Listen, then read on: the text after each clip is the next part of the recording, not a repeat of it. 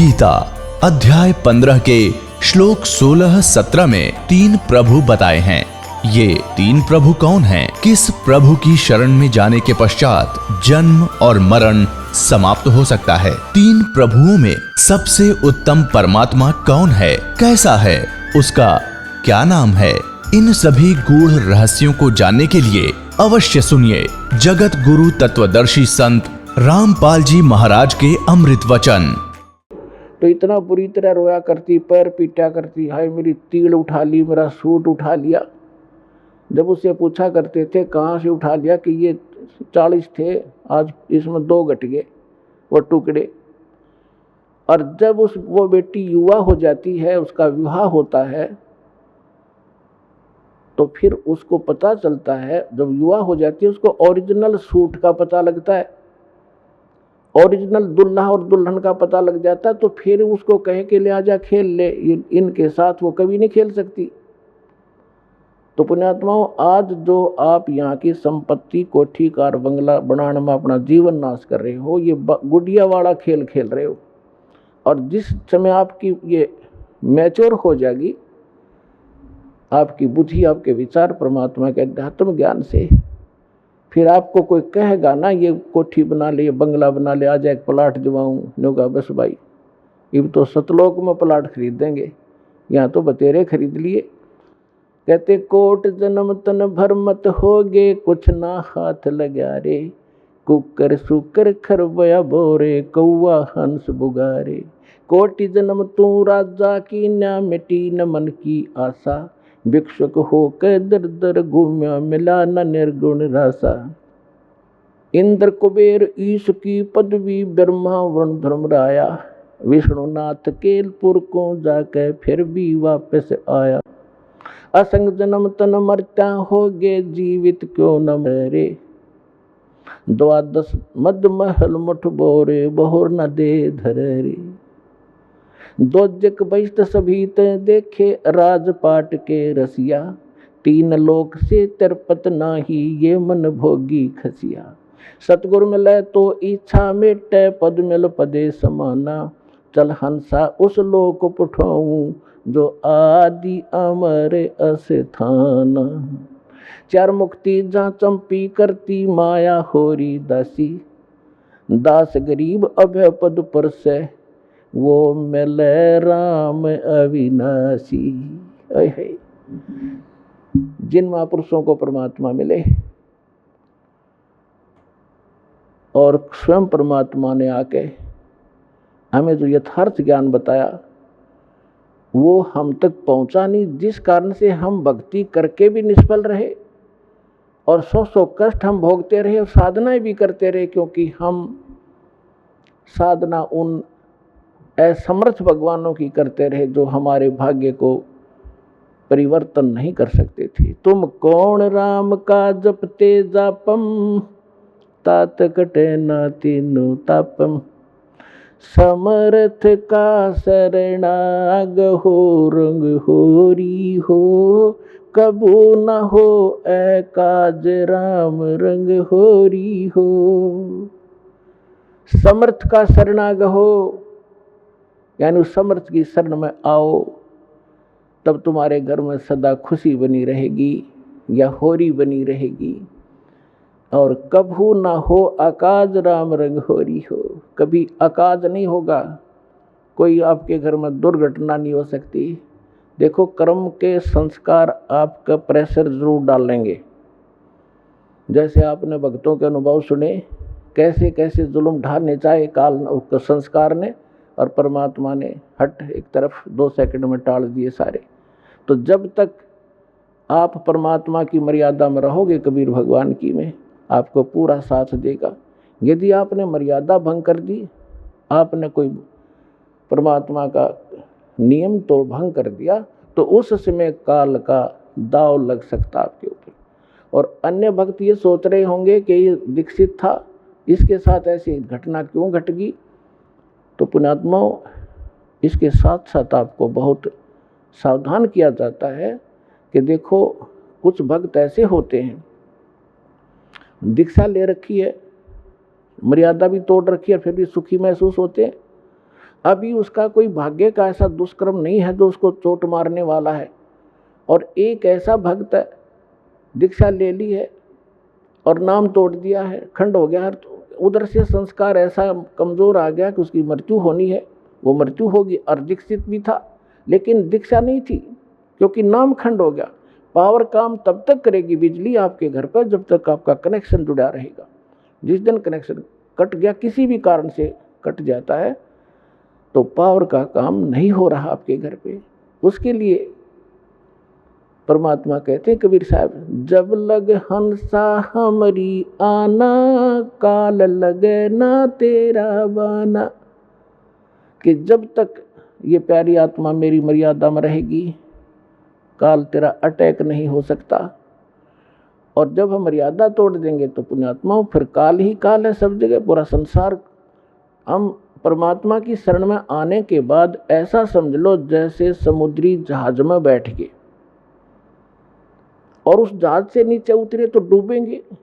कहीं उतर लो, किसी साइड से गिर लो नीचे, तो जब तक आप इस परमात्मा की मर्यादा में रहोगे आपके ऊपर कोई दिक्कत नहीं आएगी। दूसरी बात ये होती है, परमात्मा जो भी आप परमात्मा के लिए लगे हो, कोई दुख में आया है,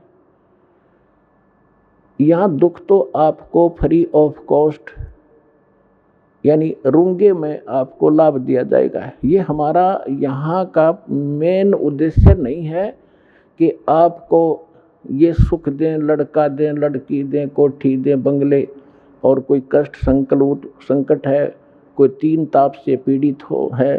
केवल इसी उद्देश्य को लेकर हमने ये यूनिवर्सिटी नहीं खोल रखी, ये हॉस्पिटल नहीं खोल रखा। हमारा मूल उद्देश्य है जन्म और मृत्यु के दीर्घ रोग का नाश करने का, ये मूल काम है। इसके साथ साथ हम जो आपको यहाँ की जो और दुख हैं तो वो पहले निवारण किए जाते ताकि आपकी आस्था बढ़े भगवान में। और उसके बिना आप भगवान को पहचान नहीं सकते। अब जैसे कोई ऐसे जादू जंत्र करता था, सिद्धियां दिखाता था, तो धर्मदास जी कह रहे थे कि भगवान वो ऐसा संत है, ऐसे चमत्कार करता है। परमात्मा बोले वो संत नहीं जो चमत्कार करता है, वो महामूर्ख व्यक्ति है। और फिर उसी समय परमात्मा ने कहा कि वो संत नहीं जिसे चमत्कार भी ना हो।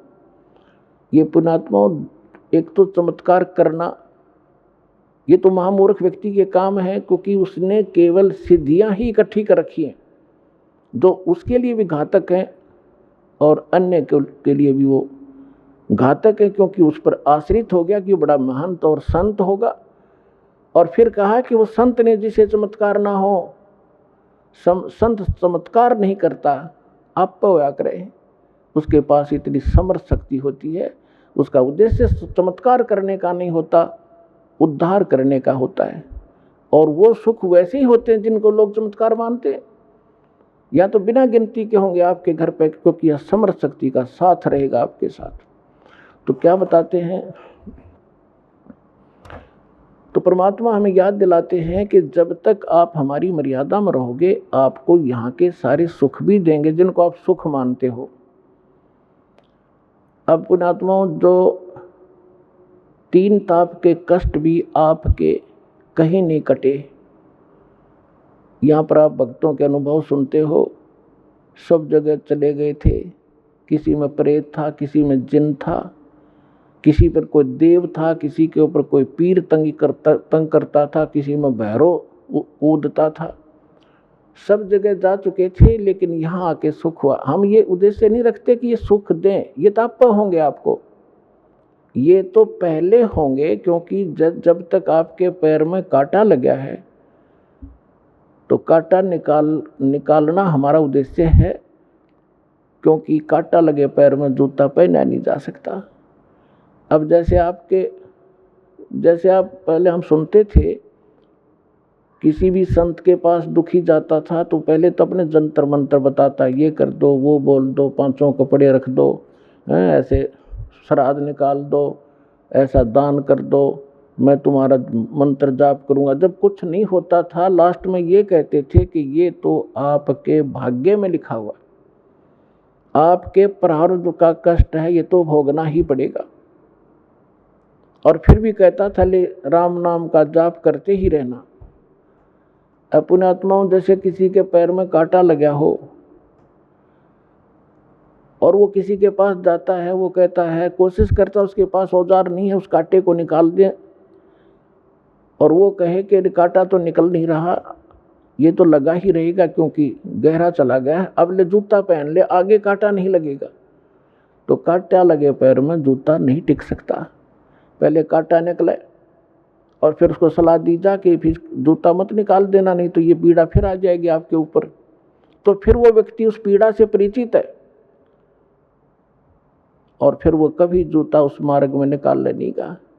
तो पुण्यात्माओं, जो दुखी व्यक्ति यहाँ आते हैं सौभाग्य है उनका, जो सुख में आते हैं उनका भी सौभाग्य है, लेकिन जो दुख में आते हैं वो ज़्यादा स्थिर होंगे, क्योंकि सुख तो होगा ही होगा। ये तो सुखदाई भगवान है, समर्थ परमात्मा है, सुख का सागर है, ये दुख नहीं देता, और सुख इतना देगा बहुत गना आपको। और फिर थोड़ा सा यहाँ गाइडलाइन इसलिए दी जाती है क्योंकि आप मार ना खा जाओ भक्ति मार्ग में, इस मार्ग पर टिका रहना कठिन है। उसके लिए आपको ये फाउल पॉइंट बताए जाते हैं और साथ में गाइडलाइन दी जाती हैं जो आपके इस भक्ति मार्ग में सहयोगी होंगे। कुछ भक्त हमारे अन्य दुखियों को लाते हैं अपने पड़ोस से, रिश्तेदारों को समझा बुझा के, चलो वहाँ ठीक हो जाओगे, चलो वहाँ ठीक हो जाओगे, जाते सुख हो जाएगा, स्वस्थ हो जाओगे। तो पुण्यात्माओं, क्योंकि आपको मालूम है कि यहाँ ऐसे होता है, लेकिन जो केवल यहाँ इसी उद्देश्य से आता है कि मैं ठीक हो जाऊं बस, तो उसका अगले उद्देश्य से भी परमात्मा परिचित है कि ये केवल झाड़ा लुहान आया है और ये ठीक होया फिर दोबारा नहीं आएगा। तो परमात्मा पुण्यात्माओं, इस दास ने 1994 से लेकर आज तक इस परमात्मा के से काफ़ी निकट सानिध्य का सुअवसर मिला है, और जो मालिक ने परमात्मा की शरण में इस दास के माध्यम से आने वाले भक्तों के सुख देखे हैं वो अद्वितीय है। लेकिन हमारी जब तक हम ज्ञान से परिचित नहीं होते तो आप कभी भी डगमग हो सकते हो। एक गांव में हमारा भक्त था, उसके यहाँ हम सत्संग करने जाते थे, 3-3 दिन का पाठ करते थे, जैसे यहाँ 3 दिन करते हैं वो पर एक घर में किया करते थे, क्योंकि इस सत भक्ति को हमने बेस बनाकर चलाना पड़ा। एक घर में 3 दिन और 2-2 टाइम सत्संग करते, घर वाले आ जाते, अड़ोस पड़ोस के आ जाते, वो रिश्तेदारों को बुला लेते, तो उनको 3 दिन तक परिपक्व करते ज्ञान से। पहले दिन तो वो कुछ बेदकते, फिर धीरे धीरे सेट हो जाते और फिर उनके सुख देखते। तो उसके पड़ोस में एक लड़की थी, उसके दोनों किडनी खराब हो गई, चारपाई पर लेटी हुई, सारे सोजस आई हुई। उसने कहा कि आ जाओ, तुम नाम ले लो और ठीक हो जाओगे, हमारे गुरुजी से उपदेश ले लो, इनके भगवान कबीर साहब ठीक कर देते। उन्होंने उस लड़की को ले आए, उन्होंने दीक्षा ले ली। फिर हमने कहा कि एक पाठ कराओ, फिर हम घर में ही करते थे। हम पाठ करने गए 10 दिन के बाद, वो लड़की ऐसे चारपाई पे लेटी हुई, 10-15 दिन उसने थोड़ा बहुत नाम जाप जैसा किया। हम गए तो वो उठा कर लाए उसको, दास भी वही 3 दिन रहता था घर पे। मैंने कहा बेटी तो उठ और बर्तन साफ कर, भगत आए हुए खाना खा, जैसे ऐसे भंडारा होता था छोटा, 10-20 भगत 50 भगत आते थे आसपास के, बर्तन साफ कर।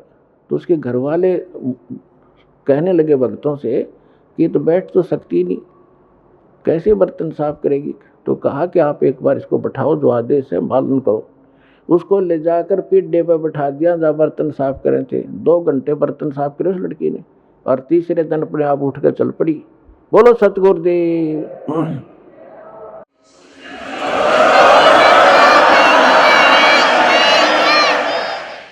तो उसको क्या हुआ, कति स्वस्थ होगी, शादी होगी, और फिर नाम छोड़ दिया, आना बंद कर गए।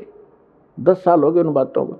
तो कहने का भाव ये है कि ये परमात्मा आपको आते भी सुख दे सकता है, लेकिन आप केवल झाड़ा लुहान की आदत पड़ रही है आपने, एक बार ठीक हो जाओ फिर कोई ज़रूरत नहीं आने की। और हमारा उद्देश्य ये है कि ये तो सुख आपको मिलेगा ही मिलेगा, लेकिन हम बार बार आपको यहाँ बुला करके आप भक्ति से और ज्ञान से परिपक्व करना चाहते हैं ताकि आपके संस्कार भक्ति वाले बढ़ें। एक कष्ट तो आपका दूर हो गया, आपके तो जीवन में 20 और हैं ऐसे ऐसे, फिर वो तोड़ देंगे दे या आपकी बहुत बुरा हाल कर देंगे। तो पुण्यात्माओं, ये ना समझना कि आप ठीक नहीं होगे, सभी ठीक होंगे, लेकिन परमात्मा अपने हिसाब से करेगा और लेकिन आप पर आपत्ति नहीं आने देगा। तो इसलिए आप परमात्मा के इस ऑपरेशन में जो कर रहा है इसमें ऑब्जेक्शन मत करना। जैसे कोई रोगी है और डॉक्टर के पास जाता है, डॉक्टर अपने हिसाब से कर रहा है, तो उसमें बीच में अगर मरीज अपनी टांग अड़ावे कि ना ऐसे नहीं ऐसे कर दे, तो वो काम बिगाड़ देगा, वो ऑपरेशन खराब हो जाएगा उसका। तो परमात्मा आपको सुख देगा, आपके सिर पर हाथ रखेगा, आपके बच्चों की सुरक्षा करेगा और आपको मोक्ष देगा। आप विश्वास के साथ लगे रहना। बोलो सतगुरुदेव।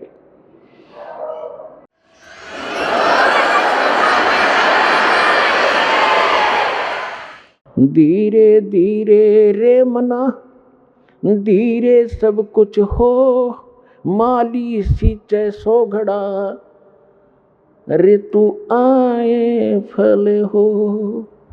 अभी तक तो आपने बबूल बो रखी थी, सब ने गलत साधना शास्त्र विधि कर मनमानी साधना करते थे। अब आपने ये आम का बीज प्राप्त हुआ है, अब आपने बीजा है, इसकी सिंचाई करो। इस सत नाम की, इस मंत्र की जो भी ये प्रोसेस है पूरा, ये सारा आपके इस जीवन में भी लाभदायक है और मोक्ष भी देगा। तो जैसे आम के पौधे को कोई बीजता है और उसकी सिंचाई शुरू करता है, कहते माली उसके अंदर सैकड़ों घड़े जल के डालता रहता है जब तक वो बड़ा नहीं होता, और जब वो बड़ा हो जाता है, पेड़ बन जाता है, फिर देखना उसके फल कैसे लदपद हो जाएंगे। आप भी खाओगे, अड़ोसी पड़ोसी भी तोड़ ले जाएंगे, अचार बनाओगे और पका के खाओगे, और फिर भी समाप्त नहीं होंगे। तो ये आम का यानी सत भक्ति रूपी पौधा आपने इब बोया है, इसमें थोड़ा समय देना भगवान को। अगले दिन फल तोड़ने की चेष्टा ना करना, लेकिन ये समर्थ है, कुछ सहयोग आपको वैसे अपने कोटे से देना शुरू कर देगा। समर्थ है ये, अपने भी कोटे से आपको राहत देगा। नहीं आपके संस्कार अच्छे नहीं थे, अच्छे होते तो अब यहाँ दुखी नहीं होते। तो आपको परमात्मा पहले अपने कोटे से राहत देना शुरू करेगा, फिर आपकी भक्ति रूपी पौधे को पेड़ बनाने के लिए ये साधन बताए जाते हैं। दान करो, 5 यज्ञ करो, यहाँ आओ। यहाँ आपको किस लिए बुलाया जाता है? आप देखते हो आपको यहाँ एक मेहमान की तरह रखा जाता है। आपके भाई बहन जो पहले से लगे हुए हैं आपके लिए भोजन तैयार करते हैं, आपके लिए मैट बिछाते हैं, सारी सुविधा करते हैं, ताकि आप परमात्मा के बच्चे हो और आप इस परमात्मा को पहचाने। यहाँ आओगे, कहते हैं संत मिलन को चालियो, तज माया अभिमान, जो जो कदम आगे रखे ओहे यज्ञ समान। कोई कहीं से भी आता है और वहाँ से चलने से पहले आप 100 प्रकार की व्यवस्था करते हो, 2-3 दिन पहले एडजस्टमेंट करना शुरू करते हो, तो वहीं से आपकी लगन और आपकी आस्था भगवान में के गुड अकाउंट में लिखी जाना शुरू हो जाती है। और फिर यहाँ आते हो, एक ये करने में लाखों रुपए लगा करते थे वो राजा लोग, और आपको क्या बताया है कि संत मिलन को चालियो। इस विश्व में पुण्यात्मा संत नहीं कोई, इस दास के अतिरिक्त। अभिमान ना समझना, ये मालिक का कुत्ता है और उसने ये संत बना दिया। और संत में वो गुण होते हैं जो भगवान ने बता रखे। संत मिलन को चालियो, तज माया अभिमान, और जो जो कदम आगे रखे ओ हे यज्ञ समान। कोई कितनी ऊंची पोस्ट हो और कितना समृद्ध हो धन से, जिस प्रकार आदमी बच्चा रोगी डॉक्टर के पास जाता है, उसको पता लग जाता है तेरे दीर्घ रोग है, असाध्य रोग है, तो वो जाते ही डॉक्टर जो भी उसको आदेश देता है, इंजेक्शन लाऊंगा लगा दो जी, जांच कराओ वहाँ जाओ, अच्छा जी, लेट जाओ, लेट गया जी, कपड़े उतार दो, चेक करूँगा, लो जी। तो कोई अभिमान नहीं रखता, चाहे कितना बड़ा पद हुआ, उसको उसमें पद दिखाई नहीं देता, उसमें अपनी जान दिखाई देती। तो यहाँ जब आप इस परमात्मा के लिए चलो, एक बालक बनकर, एक अधीन एक रोगी समझ के, वैसे तो आपको ज्ञान हो जाएगा धीरे धीरे जीव की औकात क्या है। अब फुला फिरा बकवाद करे 2 मिनट में पैरालिसिस हो जावे, बांगा मुंह हो जा, मुंह मक्खी निकले और बड़े इसके अंदर, मुंह बंद भी नहीं कर सकता।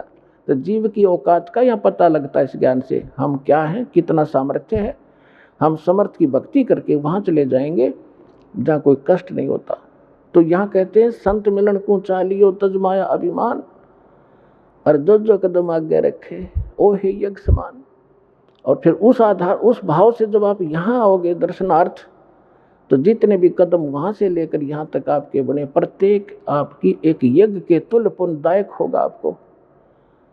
और फिर यहाँ पर 5 यज्ञ करवाई जाती हैं। प्रथम एक यज्ञ है धर्म की, आपका जो पैसा दान आता है, यहाँ भंडारे खुले चलते हैं, कहीं शेड लगाया जाता है, पंखे लाए जाते हैं, आपके लिए सारी व्यवस्था होती है। तो जैसा कि आप पुराणों में पढ़ा करते थे, शिव पुराण, विष्णु पुराण में आपको बताया है कि श्राद्धों के विषय में एक जानकारी दी है कि यदि कोई योगी को भोजन करा दिया जाए, योगी ये नहीं होता जो पेट का पानी लाकर दिखा दो ऊपर न पैर करके खड़े हो जाए, नहीं। योगी माने परमात्मा से मिलने की जो चेष्टा सद्भक्ति कर रहा है, साधक, सत्य साधक को योगी कहते हैं, भक्त। तो जो एक भक्त को भोजन करा दिया जाए तो 1000 जो ब्राह्मण बुला रखे हो ना सारा आदमी जीवने के लिए, उनका भी उद्धार करे और यजमान का भी करे और उन पितरों का भी करे जिसके लिए तुम प्रयत्न कर रहे हो। और यहाँ आप सारे योगी हो, और यहाँ जो आपके निमित्त दान होता है, फिर आपको भोजन भंडारा होता है, तो इससे आपका भी उद्धार, आपके पितरों तक का भी उद्धार हो जाएगा। तो आपके द्वारा जो दिया गया दान है आपको यहाँ सफल करेगा। जैसे परमात्मा हर प्रत्येक ग्रंथ बताता है कि कुपात्र को किया हुआ दान व्यर्थ होता है और सुपात्र को दिया हुआ दान सफल होता है। फिर परमात्मा साथ साथ बताते हैं, एक यज्ञ है धर्म की, दूसरी यज्ञ है ध्यान, और तीसरी यज्ञ हवन की, चौथी यज्ञ परिणाम, और 5वीं यज्ञ है ज्ञान की। तो यहाँ 5 यज्ञ करवाए जाते हैं आपको। आप प्रणाम यज्ञ है, जैसे आप दंडोत प्रणाम करते हैं, लेकिन हृदय से करे, देखा देखी करी हुई उस प्रणाम का पुण्य नहीं मिलेगा। जैसे परमात्मा की वाणी में लिखा है, जय गोपाल दंडवत करो, बामे पैरों पड़ प्रणाम, पर दुआ करो दिल पाक से, असल सलाम। पाक दिल से, सच्ची श्रद्धा से प्रणाम करो, नम्रता से। नम्र देखो, प्रणाम का उद्देश्य क्या है, आपको विनम्र बनाने के लिए कि इंसान में अभिमान ना रहे। और जब तक अभिमान रहेगा भगवान राज प्रसन्न नहीं हो सकता। और जैसे रावण ने जो साधना भक्ति की, पुण्यात्माओं आप तो लाख जन्म नहीं कर सकते, इतनी कुर्बानी यहाँ से काट कर चढ़ा दिया, लेकिन एक त्रुटि रही, उसने अभिमान नहीं गया, और वो अभिमान उसको खा गया, लेकर डूब गया। कुल का नाश कराया, अपना नाश कराया, भक्ति नाश करा लिया। तो सबसे पहले अपने भगत के अंदर आधीनी होनी चाहिए। एक प्रमाण बताया है परमात्मा ने, एक उदाहरण दिया है। एक अजाजिल नाम का भक्त था, साधक था। अब जैसा हमने गुरु मिलते हैं, हम उन गुरुओं को कंप्लीट मान के, संपूर्ण मान के उसके आदेश का पालन कर लेते हैं। जीव की तो इतना ही काम होता है श्रद्धालु का। अब इन्होंने क्या कर रखा है कि राम नाम की गाड़ी की ब्रेन में टिक रखी है। किसी ने एक पहिया ले रखा है व्हील, उसको घुमा रखा, जाइए राम नाम की गाड़ी, तुम भी दिखाओ इसको। किसी ने एक स्टीयरिंग ले रखा, किया राम नाम की गाड़ी है। अब जैसे कोई हवन करते फिरते हैं, कहते यह भक्ति है। कोई सुबह शाम के नित्यनेम कर लेते, छोटे मोटे गीता का, कोई वेदों का, कोई कहते यही भक्ति है। ये सारी मिला के भक्ति बना है। तो उसको एक पहिया दे रखा था उसके गुरु ने कि बेटा प्रणाम करा कर, और प्रणाम करने से तेरा स्वर्ग में वास हो जाए। क्योंकि ये जो यज्ञ हैं, जब तक हमें सत्साधना न मिलती है, स्वर्ग तक की साधना है।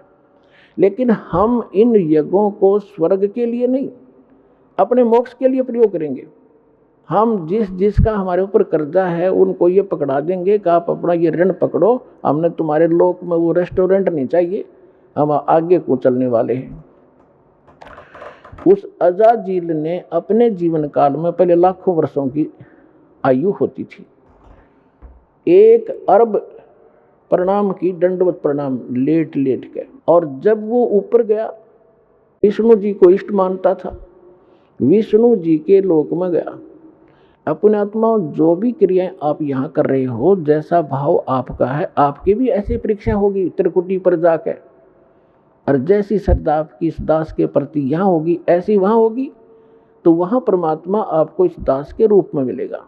तो अजाजील नाम का वो श्रद्धालु जब प्रणाम करता था, प्रणाम यज्ञ किया करता था, उसमें इतनी भक्ति उस स्तर की जो स्वर्ग तक जाने की और वहाँ पर पद पोस्ट पाने की, इस प्रणाम यज्ञ से इतना संग्रह हो गया उसकी भक्ति कि विष्णु जी के लोक में जब गया तो विष्णु जी ने कहा कि भाई बहुत ज़्यादा भक्ति की तूने, यानी बहुत अच्छी साधना की बच्चा, साधना के अंदर ये सारा कुछ आ जाता है। तो उसने कहा जी हाँ, साधना खूब की, 11 अरब बंदगी कर रखी मैंने। तो विष्णु जी ने कहा कि अभी तेरे अंदर तो बड़ी सिद्धि भी आ गई है। अच्छा जी, हाँ, एक बच्चा बना दे, एक लड़का उत्पन्न कर। तो उसने कहा जी कैसे करूं, मुझे तो पता नहीं। तो भगवान ने कहा, विष्णु जी ने, कि ये कह दे कि नर भव। उसने ऐसे कह दिया नर भव, एक जवान लड़का सामने खड़ा हो गया। तो भगवान विष्णु ने कहा कि ये तेरे वचन से उत्पन्न है और ये तेरा पुत्र हो गया, वचन का पुत्र हो गया। बोला अच्छा ठीक है, और खुश हो गया कि देख मेरे में कितनी शक्ति होगी। जैसे हम सुना करते थे कि वाल्मीकि जी ने जब सीता गर्भवती थी, सीता जी, और वो निकाल दी थी भगवान रामचंद्र जी ने, वाल्मीकि जी के आश्रम में गई थी, और वाल्मीकि जी, उसके एक लड़का उत्पन्न हुआ था, लव, उसका नाम रख दिया। फिर काफ़ी लंबी कहानी तो आपने सब ने पता है। फिर वाल्मीकि जी ने एक लड़का कुश से बना दिया था अपने वचन से। आज के युग में तो ये लोग मानने को तैयार नहीं, क्योंकि साइंस खा गई इनके बुद्धि ने, अध्यात्म वाली बुद्धि ने, लेकिन वो सही था। अब वो जितनी बैटरी चार्ज की थी वो उतना थोड़ा बहुत कर सकते हैं। तो उसे भगवान या मोक्ष, भगवान नहीं बन गए वो, और मोक्ष नहीं हुआ उनका। तो वहाँ जब वो लड़का हुआ तो बड़ा खुश हुआ कि स्वर्ग में मेरा एक पुत्र हो गया, यहाँ इसके साथ रहा करूँगा। फिर भगवान विष्णु ने कहा कि अजाजील इसको प्रणाम कर, दंडवत। अब वो तो उसका तो गेम में यही था, इसी मैच के कारण, गेम के कारण तो यूँ इस पद पर पहुंचा था। तो उसने बोला ना करूं इसको। क्यों भाई? भगवान बोले क्यों नहीं करे इसको प्रणाम, कि ना करूं, ये तो मेरा पुत्र है, मेरे वचन से हुआ है। अब भगवान विष्णु ने सोचा ये तो भाई फेल हो गया परीक्षा में। फिर भी उन्होंने सोचा चल थोड़ा सा इसको ग्रेस मार्क दे देता हूँ, जब बुद्धि काम कर जाती इसकी। उस लड़के को अपने जहाँ वो खड़े थे बाउंड्री के अंदर, उससे परली साइड भेज दिया, और उसमें एक गेट था, इतना एक बाईपास रास्ता था, उसमें झुक कर जाना पड़ता था नो बाहर निकलने के लिए। वो लड़का तो परली साइड निकल के खड़ा हो गया। अब भगवान ने सोचा इस अजाजील को मैं इस गेट से निकाल ले चलता हूँ, और ये झुके ज्ञाना से झुक कर निकलेगा तो मैं मान लूँगा भाई चल इसका ये नाश ना होगा भक्ति का, जिसी भी इसने भक्ति की है। तो भगवान भी समेत मुकुट के झुक कर निकल गए, उसका सामने लड़का खड़ा था। और अजाजील से कहा कि आजा अजाजील, तुझे स्वर्ग की सैर करा के लाता हूँ। तो अजाजील बोला मैं सब जानता हूँ, तू छलिया है, तो मेरी फिर मजाक करेगा कि देखा ना मैं झुक के निकलूँगा तो परिणाम हो जाएगा मेरा लड़के को, और तो आप जो है ना मेरे साथ धोखा करना चाहते हैं, मैं ऐसा अनजान नहीं हूँ, बिल्कुल नहीं करूँगा, नहीं आऊँगा। तो परमात्मा बोले जा भूतनी के निकल यहाँ से। वो वहाँ से पटक दिया ठाक है, और सारी वह भक्ति कैंसिल कर दी। कहते हैं बेअदबी भावनी साहिब के ताही, अजाजील की बंदगी पलमा ही भाई। जब प्रणाम कर रहा है और जिस उद्देश्य को लेकर करा, फिर वो अकड़ने की नो खाक तो ने वो साधना की, क्या रिहर्सल किया। तो पुण्यात्माओं, ये जो रिहर्सल आपसे कराई जाती है, कहते हैं जय गोपाल दंडवत कर, और पैरा पड़ प्रणाम, दुआ करो दिल पाक से, असला असली इस्लाम। तो इस प्रकार आपको यहाँ जो रिहर्सल कराई जाती है, जो ज्ञान दिया जाता है, ये आपके इस भक्ति रूपी सफर में कदम कदम पर आपका काम आओगा। और ये प्लस और माइनस, ये फॉल पॉइंट आपको बताए जाते हैं ताकि आप इस भक्ति को नाश ना कर लो। कहते जैसे माता गर्भ को, जैसे माता गर्भ को रखे यत्न बनाए, ठेस लगे ते क्षण होवे तेरी ऐसे भक्ति जावे। आए है, जैसे किसी बहन को गर्भ रहा हो, वो कितनी सावधानी बरतती है उस अपने लाल को, लड़के या लड़की को परिपक्व करने के लिए। जब करवट लेती है रात ने, एकदम बिदक के उठे कदे मेरे बच्चे का दाब ना लगी हो, ऊंचे नीचे पर चलती है तब कहीं पैर ऊंचे नीचे पर ना टिक जावे, कोई ऐसा खाना ना खा लूं जिससे मेरी गर्भपात हो जावे। तो इस प्रकार परमात्मा कहते हैं जैसे माता गर्भ को राखे यतन बना, और ठेस लगे तो छन्न हो तेरी ऐसे भक्ति जा। तो पुण्यात्माओं, इस भक्ति के साथ साथ सावधानी और मर्यादा अति आवश्यक है, तब आपको सफलता मिलेगी। तो सौभाग्य आपका, आपको सतलोकाश्रम बरवाला माने का शुभ अवसर प्राप्त हुआ, और वो अनमोल ज्ञान और अनमोल साधना मिली जिसके लिए देवता भी तरस रहे हैं। धन्य आपके माता पिता जिनसे जन्म हुआ। बोलो सतगुरुदेव।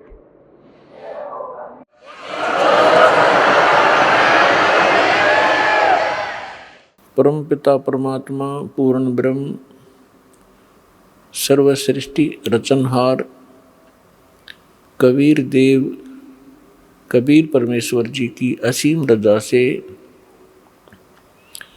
आप सभी पुण्यात्माएं सत्संग सुनने के लिए उपस्थित हुए।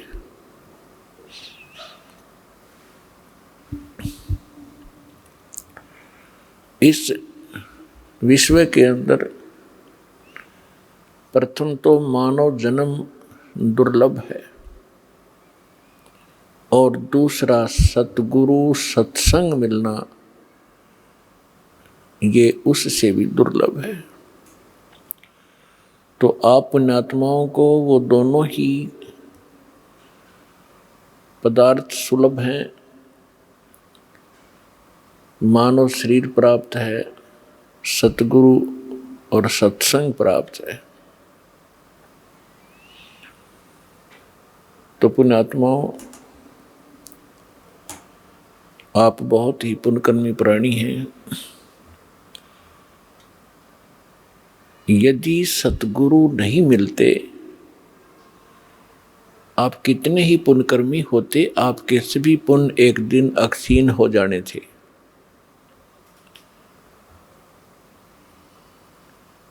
ये पूर्व जन्म के जो पुण्य होते हैं, युगों युगों से किए हुए शुभ कर्मों का जो आपका रिजल्ट होता है, परिणाम है, वो संग्रहित होता है, और आगे फिर संग्रह करने के यानी पुण्य कमाने के कोई हमें साधन नहीं मिलते हैं। तो उस पुण्यकर्मी प्राणी जो पूर्व जन्म से युगों युगों से पुण्य इकट्ठे किए हुए हैं, उसकी ऐसी स्थिति होती है जैसे इन्वर्टर की बैटरी चार्ज कर ली जाए और चार्ज फुल होगी, और फिर चार्जर उसका है नहीं, आगे चार्जर नहीं लगाया या कोई कनेक्शन नहीं है उसका बिजली से, चार्जर भी लगा रखा है तो वो कनेक्शन ठीक ना हो, लाइट ना हो उस स्विच के अंदर, तो फिर क्या कैसा महसूस होता है, कैसे लगता है, उसके साथ कैसा धोखा होता है। बैटरी पूर्व जन्म की चार्ज पहले की चार्ज है, इन्वर्टर चल रहा है, पंखे भी चल रहे हैं, बल्ब भी जग रहे हैं, और आगे इन्वर्टर भी लगा हुआ है, आगे चार्जर भी लगा दिखाई दे रहा है, स्विच में लगा रखा है, और स्विच में लाइट है नहीं, पावर नहीं है उसके अंदर। तो उसको कब पता चलेगा जब वो इन्वर्टर की बैटरी डाउन हो जाएगी, झटके मारने लगेगी और झटके मार के वो बंद हो जाएगा, सब सुविधाएं जो बल्ब जग रहे थे, पंखे चल रहे थे, कूलर चल रहे थे, वो एकदम शट ऑफ हो जाएंगे, बंद हो जाएंगे। तो पुण्यात्माओं, जो पूर्व जन्म के पुण्यकर्मी आत्माएं हैं, आज कोई डॉक्टर बना है, कोई इंजीनियर बना है, कोई आईएएस आईपीएस पोस्ट पर विद्यमान है, कोई एमएलए एमपी मंत्री मुख्यमंत्री बना है, या कोई अच्छा सेठ साहूकार बना है, या कोई अन्य उसके पास सुविधा उपलब्ध है, और वो पुण्यकर्मी प्राणी जहाँ भी जिस क्षेत्र में प्रवेश करता है, उसके पुण्यों के आधार से वो उधर ही सफल होना प्रारंभ हो जाता है, क्योंकि उसने पूर्व जन्म की बैटरी वह चार्ज है उसकी। और आगे यदि वो सत भक्ति नहीं कर रहा है तो उसका वो पुण्य कर्मों को संग्रह करने का चार्जर नहीं लगा हुआ है, और गलती से वो कोई साधना कर रहा है या कोई संत गुरु बना रखा है, उसके बताए अनुसार जो साधना कर रहा है, तो वो चार्जर ठीक नहीं, उसमें लाइट है नहीं। परिणाम के तौर पर उदाहरणार्थ आपको बताते हैं कि गीता अध्याय नंबर 16 के श्लोक नंबर 23 और 24 में ये स्पष्ट किया है कि अर्जुन शास्त्र विधि को त्याग कर जो मनमाना आचरण करते हैं, यानी मनमानी पूजाएं करते हैं, उनको न सुख होता है, न उनको कोई सिद्धि प्राप्त होती है, और न ही उनकी परम गति होती है, अर्थात यूजलेस। तो उनके साथ वो सचिथी बनी हुई होती है जो कोई नकली इन झूठे गुरुओं से भी संबंधित है। उसको लग रहा है कि मैंने चार्जर लगा रखा है, लेकिन वो चार्जर ठीक ठिकाने नहीं लगा हुआ है, वो गलत स्थान पर लगा हुआ है। अब जब तक उसके पुण्य चलेंगे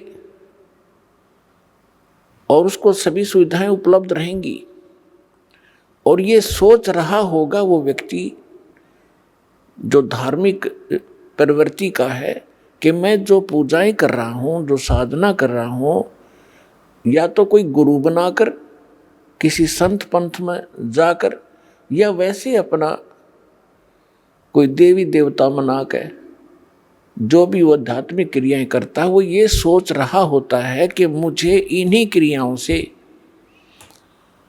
ये लाभ मिल रहा है। अब उस स्थिति में उसको कोई हमारा भक्त जाकर समझाने की चेष्टा करे कि आपकी भक्ति ठीक नहीं, आपके साधन जो है भक्ति के ये व्यर्थ हैं, तो वो व्यक्ति बिल्कुल मानने को तैयार नहीं, क्योंकि उसको अध्यात्म ज्ञान का अभाव है। और वो ये कहेगा कि मुझे सब सुविधाएं उपलब्ध हैं, अच्छी पोस्ट है, बच्चे भी अच्छे पढ़ रहे हैं, उनको अच्छी पोस्ट प्राप्त हो गई है, मेरे को सब सुख है, ये मेरे गुरुदेव की कृपा है, मेरे इष्ट देव की कृपा है। तो पुण्यात्माओं, उसको उस समय पता चलेगा जब उसकी पूर्व जन्म की बैटरी समाप्त हो जाएगी, डाउन हो जाएगी, डिस्चार्ज होगी।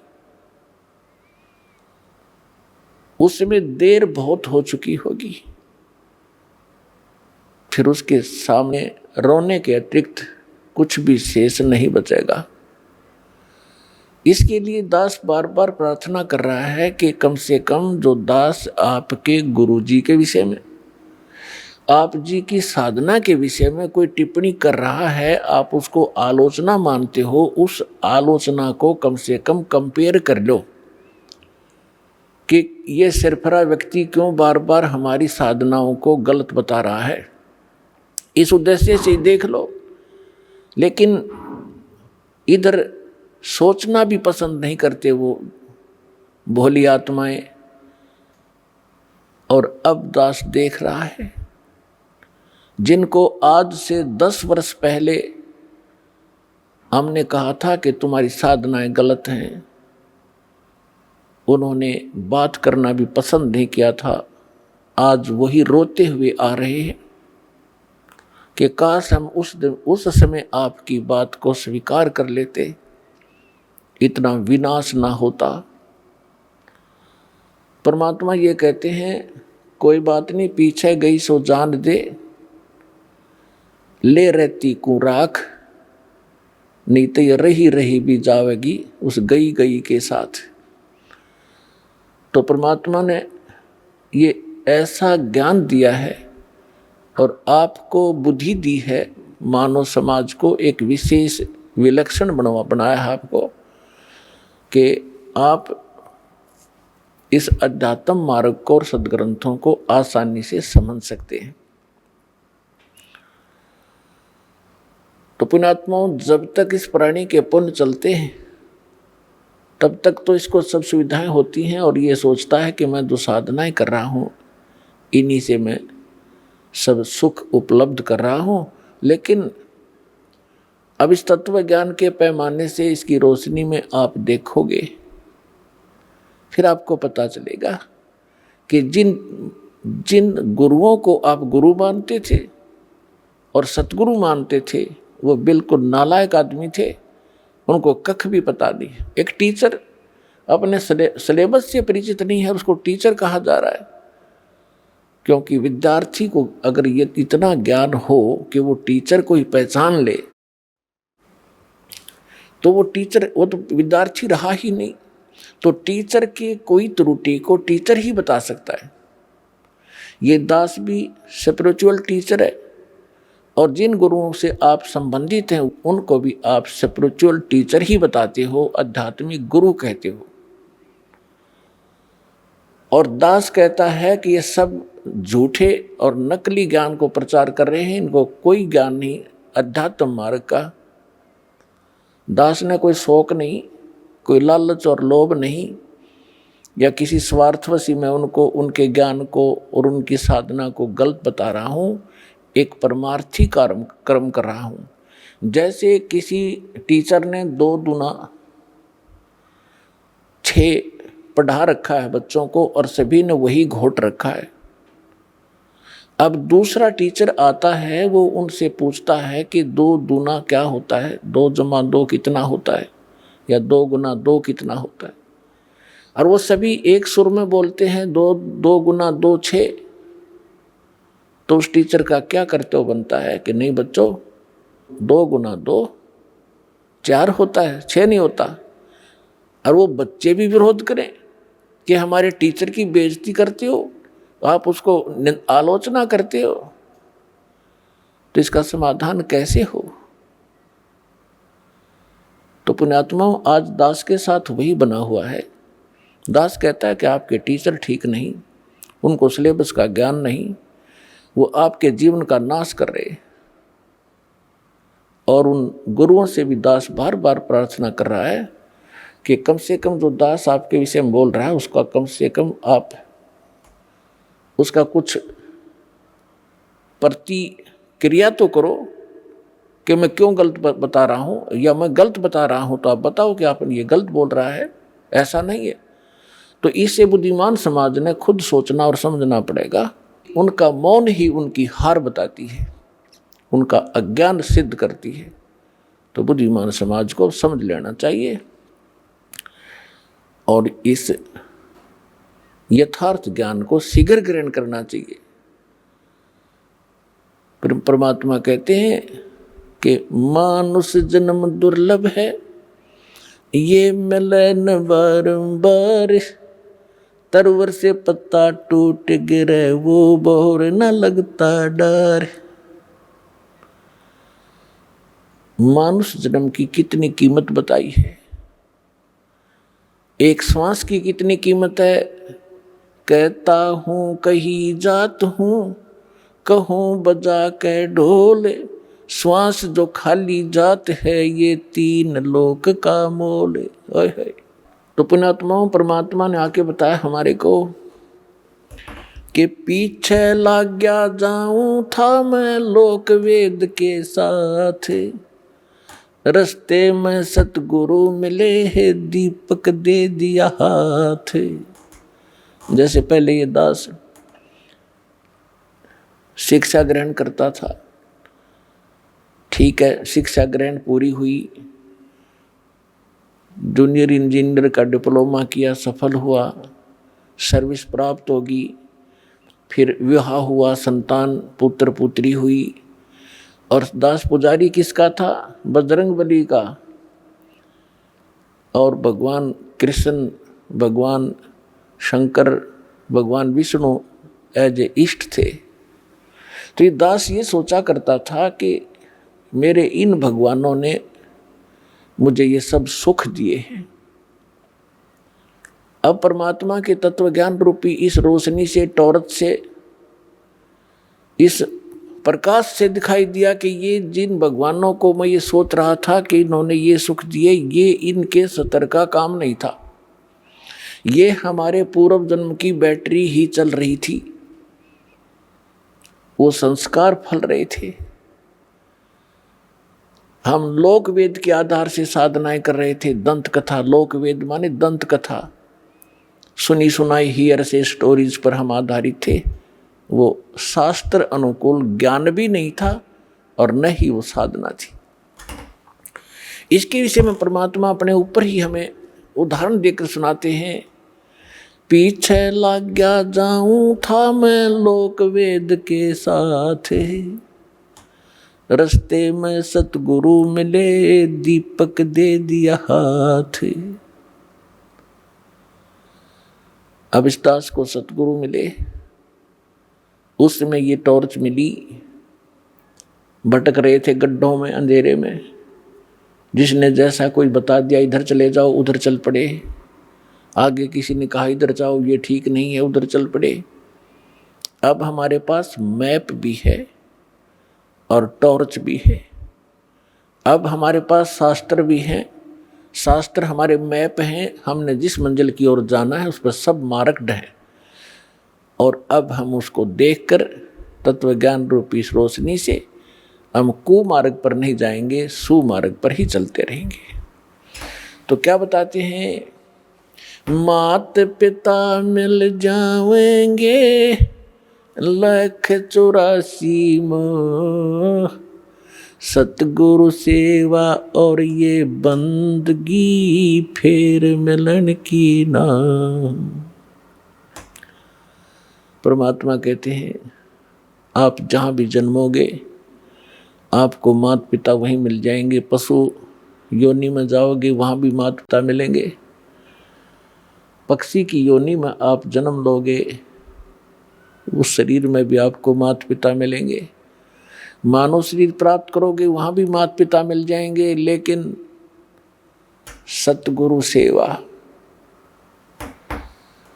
सतगुरु सेवा मीन सतगुरु के अनुसार बताई हुई पूजा।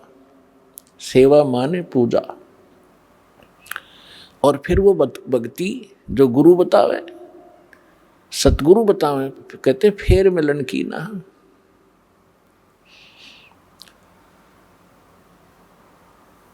अब परमात्मा कहते हैं सतगुरु के उपदेश का लाया एक विचार, जय सतगुरु मिलते नहीं जाते नरक द्वार।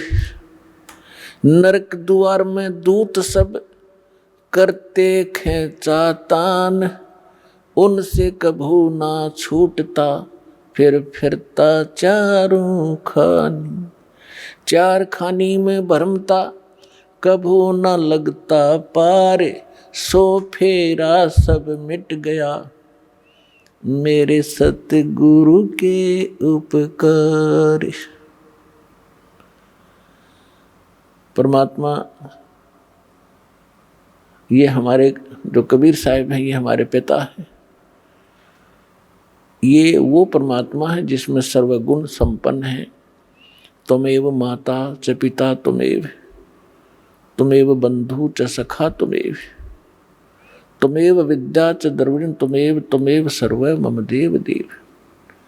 हे सब देवों के देव, सब भगवानों के भगवान, हे परमेश्वर, आप ही माता वाला गुण रखते हो, आप ही पिता वाला गुण रखते हैं, सच्चे भाई भी आप हैं, सच्चे साथी भी आप हैं, और हमारा धन भी आप ही हैं।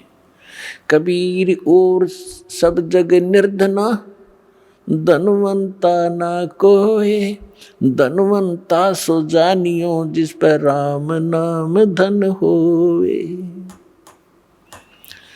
तो यहाँ क्या बताते हैं परमात्मा, ये परमात्मा हैं। जैसे आदरणीय रामानंद स्वामी रामानंद जी को परमात्मा मिले, 104 वर्ष के वृद्ध थे और बड़े विद्वान प्रसिद्ध थे, चारों वेदों को कंठस्थ याद कर रखा था, गीता के सब श्लोक उनको जुबानी याद थे, पुराणों के वो मर्मज माने जाते थे, उपनिषदों के भी वो बड़े विद्वान कहलाते थे। 104 वर्ष की आयु हो चुकी थी जब परमात्मा लीला में आयु में 5 वर्ष के थे। उस 5 वर्ष के बालक ने 104 वर्ष के उस वृद्ध की ज्ञान के अंदर घिघी बांध दी। परमात्मा ने एक प्रश्न किया था स्वामी रामानंद जी से कि कौन ब्रह्मा का पिता है और कौन विष्णु की माँ, शंकर का दादा कौन है, पंडित जी दे बता। अब रामानंद जी कहने लगे कि क्या बात कर रहे हो, इनके कोई माता पिता नहीं, ये तो स्वयंभू हैं। परमात्मा ने कहा कि मोती मुक्ता दर्शत नाही, ये जग है सब अंधरे, दिखत के तो नैन चश्म, इनका फेरा मोतिया बंदरे।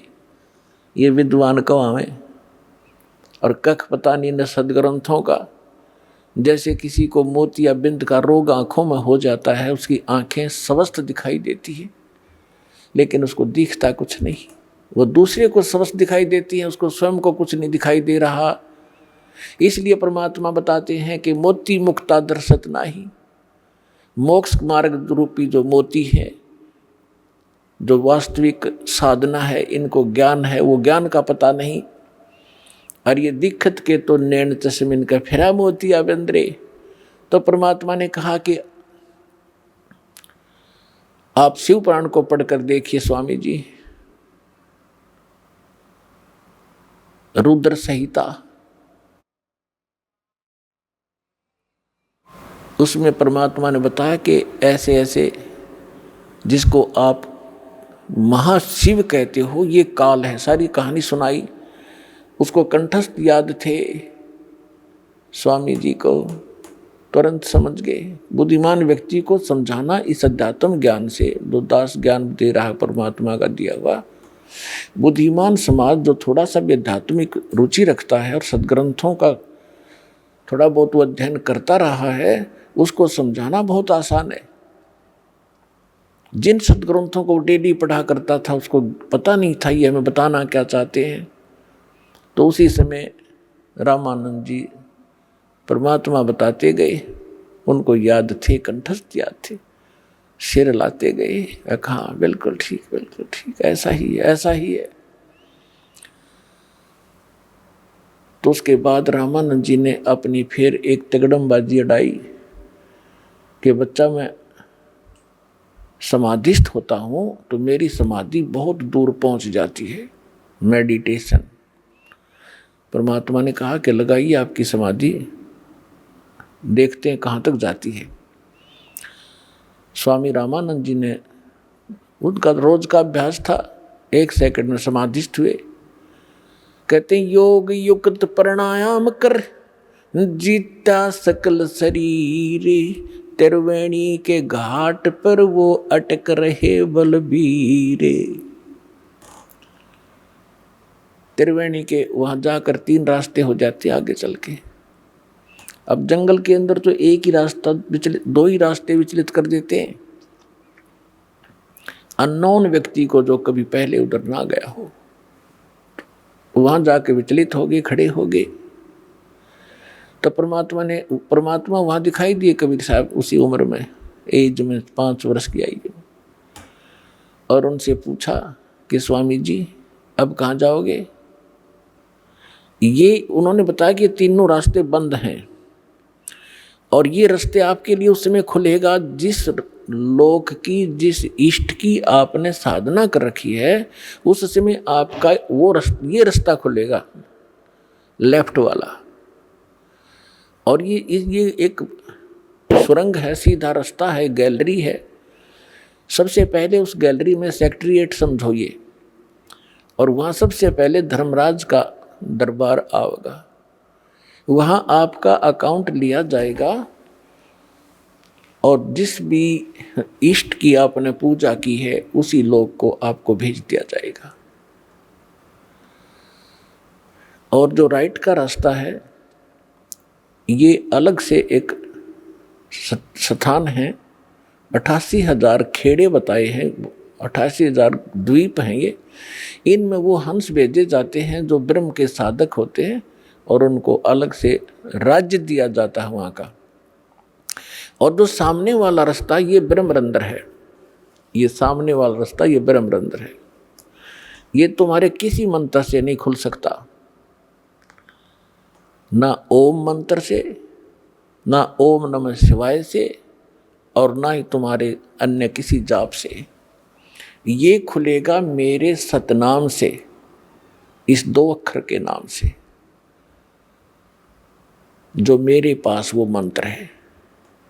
रामानंद जी से कहा परमात्मा ने कि आप कोशिश करो अपने सब मंत्र जंतर जो आपने आज तक साधना की है, आपने तो 16 वर्ष की आयु में भक्ति स्टार्ट की थी, 104 वर्ष के हो गए, जो करना था कर लिया। अब प्रयोग करके देख लो आपकी वो साधना कितनी सफल है, सक्षम है। अब रामानंद जी ने सारे जंतर मंत्र कर लिए, वो गेट ना खुला। तो परमात्मा ने कहा मैं खोलूं, श्वास सिमरण किया मालिक ने। वो तो परमात्मा थे लेकिन हमारे लिए संदेश छोड़ गए कि आपको जो मंत्र दिया सतनाम का ये एक अनमोल और बहुत पावरफुल है। परमात्मा ने सिमरण किया, सामने का वो बजर कपाट खुल गए। तब रामानंद जी को परमात्मा उसके अंदर से आगे लेकर गए। जिस ब्रह्म को आप निराकार बताते थे, ये सामने बैठा परमात्मा ने दिखा कि वो बैठा, देखो ये है वो तेरा महाशिव, इसको महाविष्णु भी कहते हो, महाब्रह्मा भी कहते हो। ये ब्रह्मा विष्णु महेश का पिता है। और ये काल है 1 लाख मानव शरीरधारी प्राणियों को नित खाता है। तुम्हारे को मूर्ख बना के यहाँ फंसा रखा है इसने, स्वार्थवश आपसे संतानों उत्पत्ति करवाता और खाता ये है जैसे कसाई बकरे पालता है, उनकी कितनी केयर टेक करता है, कितनी संभाल करता है। नर और मादा उनको छोड़ देता है इकट्ठे करके, वो समय आने पर संतानों उत्पत्ति करते हैं, और खाता कसाई है या उसको अपने स्वार्थवश बेचता है। यही स्थिति तुम्हारी इस ब्रह्म की है, परमात्मा ने बताया। अब रामानंद जी सब देख रहे हैं, सुन रहे हैं। फिर परमेश्वर उनको 11वें द्वार से पार किया जिसमें अक्षर पुरुष का लोक प्रारंभ होता है। अक्षर पुरुष के 7 संग ब्रह्मांडों को पार करके परमात्मा पहुंचे 12वें द्वार पर, जहां भंवर गुफा है, और उसको पार करके सतलोक में प्रवेश किया। वहां जाकर क्या देखा रामानंद जी ने कि परमात्मा सत्यपुरुष सिंहासन पर विराजमान है, तख्त के ऊपर, सिर पे चंवर, सिर पे छत्र है, एक मुकुट है सफेद, और एक बहुत बड़े मंदिर नुमा गुम्बज के अंदर उसके सेंटर में परमात्मा विराजमान है। उनके एक रोमकूप में करोड़ सूर्य मिला दे करोड़ चंद्रमा, ऐसी रोशनी उनकी छवि परमात्मा की है। पूरी बॉडी की कितनी होगी आइडिया लगा सकते हैं। कबीर साहब 5 वर्ष के बालक के रूप में चंवर उठाया जो वहाँ रखा था, और जो सिंहासन पर बैठे थे परमात्मा उस पर चंवर करने लगे, जैसे एक सेवक यहाँ गुरुजी पर करते हैं, ऐसे कर रहा था। अब रामानंद जी सोचने लगे कि कबीर तो यहाँ का कोई गण है, देव है, और सचमुच ये अमर पुरुष तो ये बैठी है तख्त पर, सिंहासन पर। इतने में क्या हुआ, अमर पुरुष दिखाई दे रहे थे, वो खड़े हुए और 5 वर्ष के बालक को करबद्ध होकर संकेत किया कि बैठो भगवान, ग्रहण करो अपना सिंहासन। जब कबीर साहब उस सिंहासन के ऊपर उछल कर बैठे और चमर वो परमात्मा करने लगे, उस बालक जो अनंत कोट ब्रह्मांड के सिंहासन पर बच्चे रूप में परमात्मा विराजमान हुए, कबीर जी। अब वो वयोवृद्ध स्वामी रामानंद जी कंफ्यूज हो गया कि भगवान कौन सा फिर इनमें। इतने मोते जो मैं शरीर जो परमात्मा मान रहे थे रामानंद जी, वो 5 वर्ष के बालक में समा गए। अकेले कबीर परमात्मा 5 वर्ष के बालक अनंत कोट ब्रह्मांड के कंट्रोलर के सिंहासन पर विराजमान थे।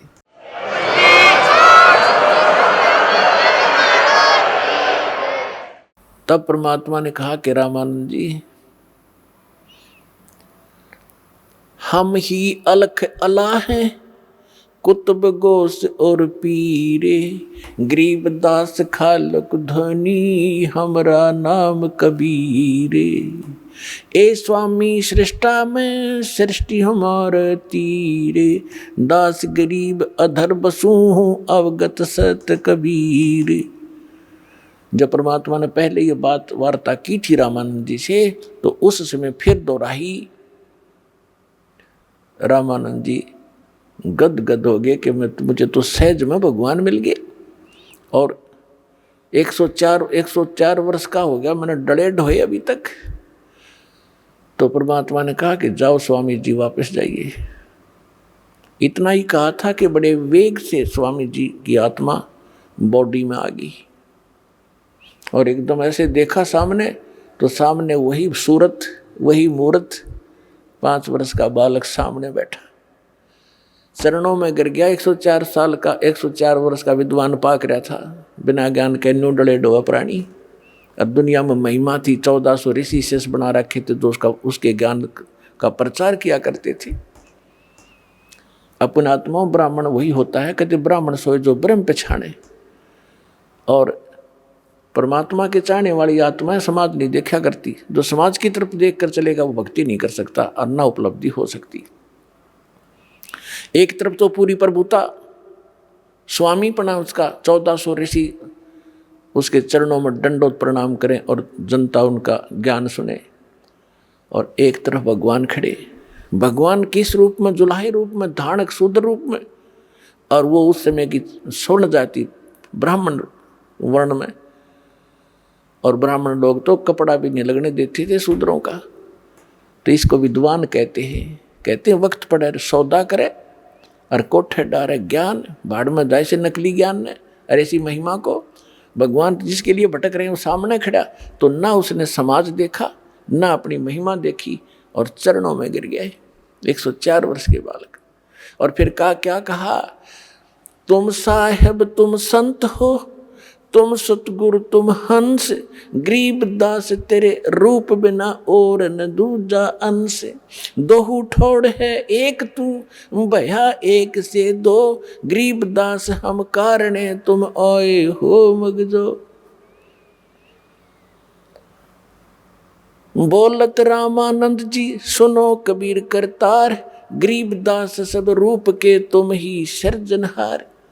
अब गरीबदास जी का नाम इसमें इस प्रकार आता है जैसे तुलसीदास जी ने रामायण दोबारा लिखी यथार्थ, तो तुलसीदास जी का ऐसे नाम आता है। ऐसे गरीबदास महाराज ने परमात्मा से परिचित होने के बाद सचखंड सतलोक को आंखों से देखने के उपरांत परमेश्वर की वो महिमा पूर्व की और वर्तमान की वो सभी बोली लिखवाई, इसलिए उनका नाम इसके साथ चलता है।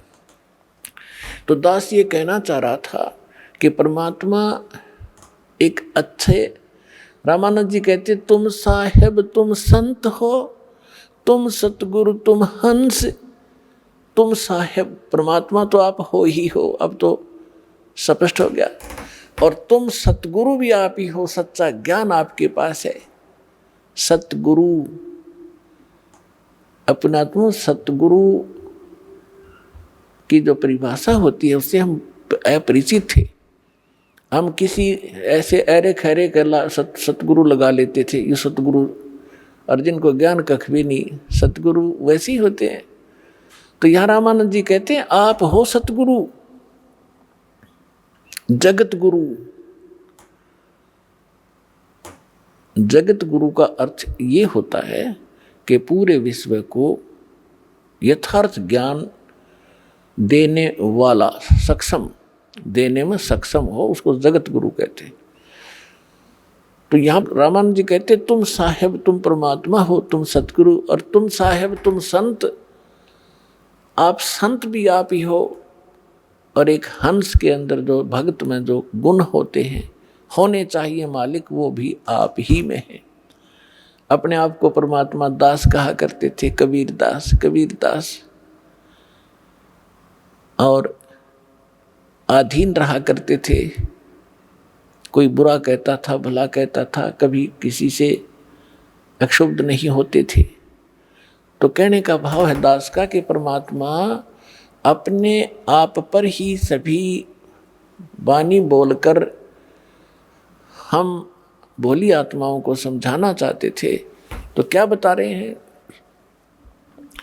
सतगुरु के उपदेश का लाया एक विचार, जय सतगुरु मिलते नहीं तो जाते नरक द्वार। ओए होए, अपने आत्माओं भविष्य के दुखों का हमें ज्ञान नहीं, क्योंकि हम अध्यात्म ज्ञानहीन हो गए। और जिन वो को हम सतगुरु गुरु मानकर जिनका शरण लिए हुए थे, उनको आप कुछ पता नहीं, वो अपने जैसे आप जैसे ही बस नॉलेज रखते थे। तो यहाँ क्या बता रहे हैं कि भविष्य में कितने कष्ट होते इस प्राणी पर।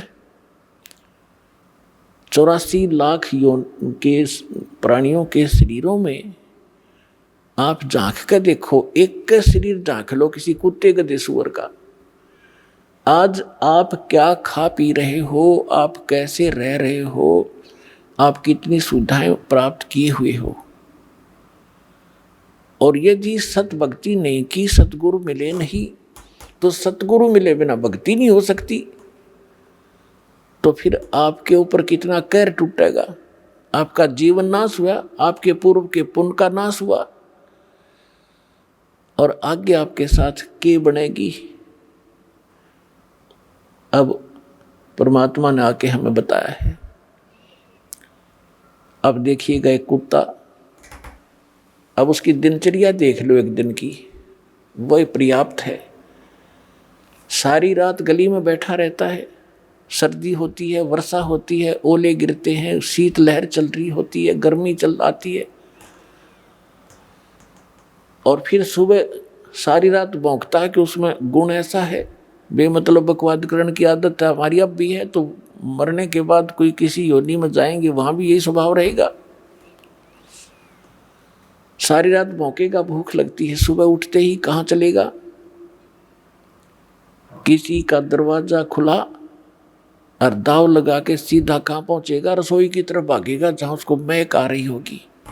अब उसको रसोई में कौन घुसने देगा? अफलातून को। जब तो भगत मनुष्य जीवन खो दिया बकवाद करके, घुटी सूटी ला के, सुनी नहीं किसी संत भगत की, तो फिर वहां से उसको भगाया जाता है।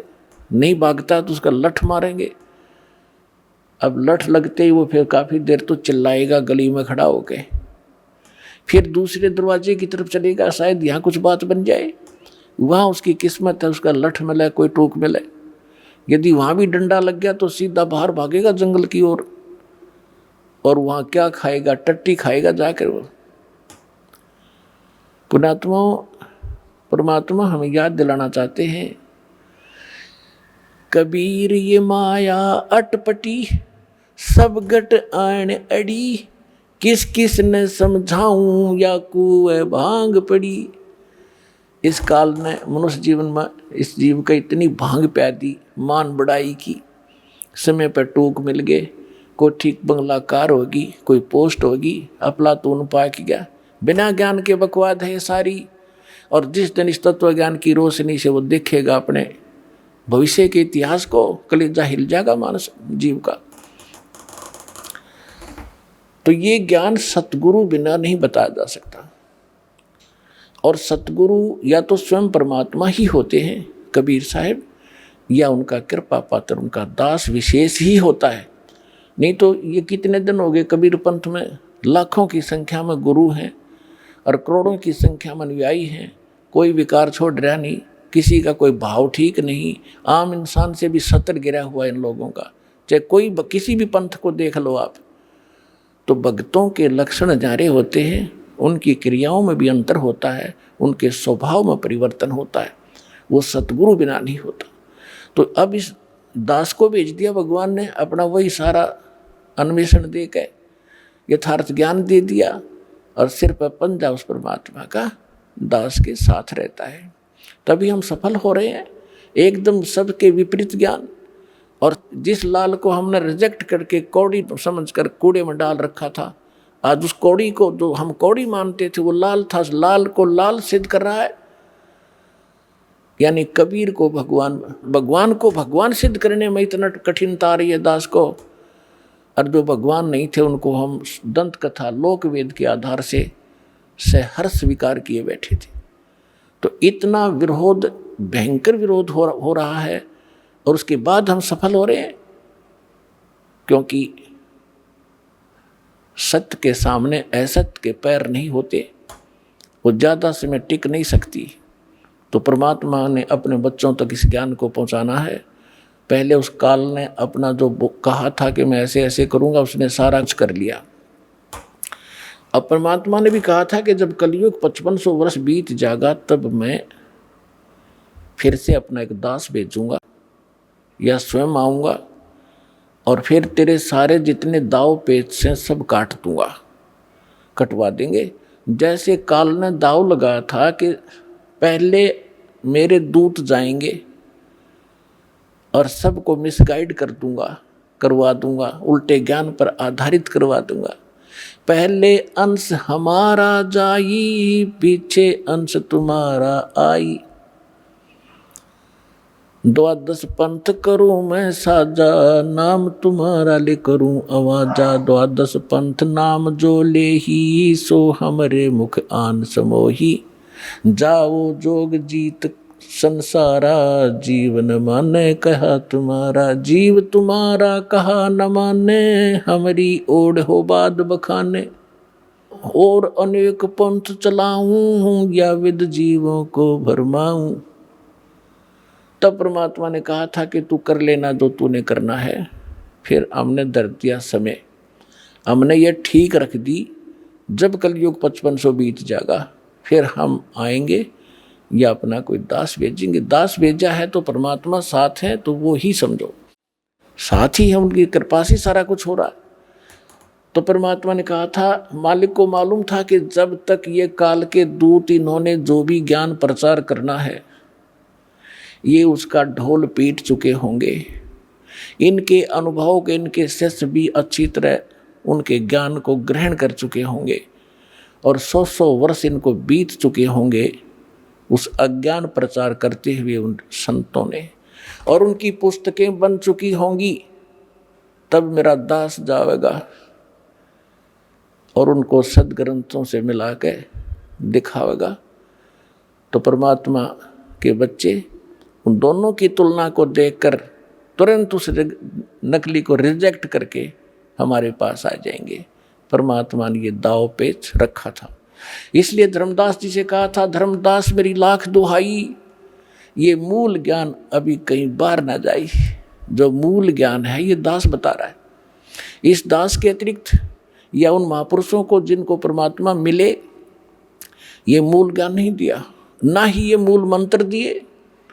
नहीं तो इन नकली पंथों के हाथ ये मूल ज्ञान और ये मूल मंत्र होते लग जाते, तो ये भी यही ज्ञान और यही मंत्र देते रहते, और वो अधिकारी थे नहीं, उससे लाभ होना ही नहीं था, जिस कारण से इस मानव का बहुत विनाश हो जाता। और परमात्मा ने सबसे प्रतिज्ञा करा ली थी, जिसको भी ये मंत्र दिए थे, जैसे आदरणीय धर्मदास साहिब जी को, आदरणीय मलुकदास साहिब जी को, आदरणीय दादू साहिब जी को, आदरणीय नानक साहिब जी को, आदरणीय गरीबदास साहिब गांव छुड़ानी जिला जज्जर वाले को, आदरणीय गीसा दास साहिब जी गांव खेखड़ा, अब जिला बागपुर हो गया, बताओ बागपुर। इन सबको ये मंत्र भी दिए थे, ज्ञान भी दिया था, लेकिन इनको प्रतिज्ञा करा दी थी कि कहीं नहीं जाए, या भी ज्ञान किसी को नहीं बताना, और ये सतनाम और सारनाम के तो छींट भी नहीं लगने देना तुमने किसी का। तो यही कारण था कि इन महापुरुषों ने इसको बहुत छुपा के रखा। अब दास, इस दास को दिया है भगवान ने। तो ये थी, बीच में परमात्मा को मालूम था कि इन्होंने जो कुछ कहना सुनना ये कह चुके होंगे, और जब मेरा दास जाएगा, और ये टेक्निक आप देख रहे हो, टीवी और ये इंटरनेट अभी 10-12 वर्ष से ही ये पनपे हैं, इससे पहले नहीं थे। क्योंकि ये प्रोजेक्टर वगैरह बनवा के परमात्मा ने अपना ज्ञान अपने बच्चों को देना था, उससे पहले आपको शिक्षित किया। आज हम सफल हुए हैं इस शिक्षा के कारण, और हमारी गिरावट आई है नैतिकता में, तो भी शिक्षा के कारण। आप देखो, हम क्योंकि दास ने दोनों जमाने देखे हैं, वो जमाना भी देखा है कि आपस में कितना प्यार होता था। हमारे चाचे ताऊ दूर दूर के रिश्तेदारों का गांव में एक दूसरे का सहयोग करते थे। किसी पर आपत्ति आ जाती थी, सब सारा का सारा गांव इकट्ठा हो जाता था, उसको हमदर्दी देते थे, हम तेरे साथ हैं, घबराइए मत, कोई बात नहीं, और इतनी मदद करते थे, वह आपत्ति एकदम भूल जाता था इंसान। और आज सोचा यूँ मर जाए तो बढ़िया जल्दी पड़ोसी, और अपने आप को पता नहीं क्या बना लिया, 2 अक्षर सीख लिए, कोई अफसर लग गया, और कल मृत्यु हो जाएगी, गधा बनेगा। वो दुख नहीं दिखता इस अध्यात्म ज्ञान के भाव से। तो इस अध्यात्म ज्ञान से हमारी वो मोतिया बिंद समाप्त होगा, जिसके कारण हम बकवाद कर रहे हैं, और एक जीव अपने आप को यहाँ पता नहीं क्या मान बैठा है। तो जीव को अपनी औकात का पता लगे, फिर किसी भी पोस्ट पर रहे वो दास बनकर रहेगा, और जिस कारण से उसके कर्म नहीं बिगड़ेंगे। आज आप देख रहे हो, किसी ऑफिस में जाइए, किसी भी ऑफिस में जाइए, कोई ABC कोई कमी नहीं रही किसी कितना भी। और हमने दास ने उसको भी देखा है, नौकरी करके भी देखा है, वहाँ के लोगों का व्यवहार विचार भी देखा है। तो वहाँ की उसको देखकर हम गांव के व्यवहार से तुलना करता था दास उस समय भी।